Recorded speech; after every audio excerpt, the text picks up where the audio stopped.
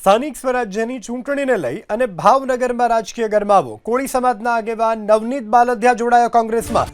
બગદાણાના પૂર્વ સરપંચ નવનીત બાલદિયા કોંગ્રેસમાં જોડાયા. અમિત ચાવડાએ ખેસ પહેરાવીને કોંગ્રેસમાં કરાવ્યો પ્રવેશ. ડિસેમ્બર 2025માં હુમલાના કારણે નવનીત બાલદિયા આવ્યા હતા ચર્ચામાં. નવનીત બાલદિયા પર હુમલાનો જયરાજ આહિર પર લાગ્યો હતો આરોપ.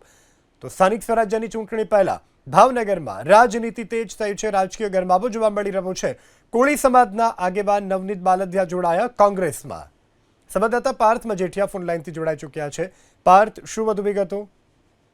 જો ભાવનગરના રાજકીય ગરમાવો કહી શકાય એટલા માટે કારણ કે આજે નવનીત બાલદિયા છે તે કોળી સમાજની અંદર લોકપ્રિય ચહેરો બની ગયો હતો. ડિસેમ્બર 2025માં જે બગદાણાના પૂર્વ સરપંચ નવનીત બાલદિયા છે તેમના ઉપર હુમલાની ઘટના બની હતી અને આ હુમલાની ઘટનામાં માયાભા આહિરના પુત્ર જયરાજ આહિર ઉપર ગંભીર આરોપ લાગ્યો હતો અને આ સમગ્ર પ્રકરણની અંદર જ્યારે નવનીત બાલદિયા હોસ્પિટલની અંદર દાખલ હતા તે સમયે જે રાજુલાના ધારાસભ્ય હીરાભાઈ સોલંકી છે તેઓની મુલાકાતે જાય છે અને ત્યારબાદ સમગ્ર રાજ્યની અંદર કોળી સમાજમાં રોષ વ્યાપ્યો હતો અને ન્યાય માટેની માંગ કરી હતી. પરંતુ હવે આ પ્રકરણની અંદર હવે રાજનૈતિક વળાંક આવ્યો હોય તે પ્રકારનો આ કિસ્સો છે કહી શકાય. કારણ કે જે નવનીત બાલદિયા છે તે સત્તાવાર રીતે કોંગ્રેસમાં જોડાઈ ચુક્યા છે અને અમિતભાઈના હાથે તેઓએ કેસ પણ ધારણ કર્યો છે, જેના ફોટા પણ સામે આવ્યા છે. જો જે જયરાજ આહિર છે તે તળાજા તાલુકાના યુવા મોરચા ભાજપના પ્રમુખ છે, જ્યારે આજે નવનીત બાલદિયા છે તેઓ હવે કોંગ્રેસમાં જોડાયા છે, ત્યારે આવનારા સમયની અંદર રાજનીતિમાં પણ નવો વળાંક આવી શકે તો પણ નવાય નહીં.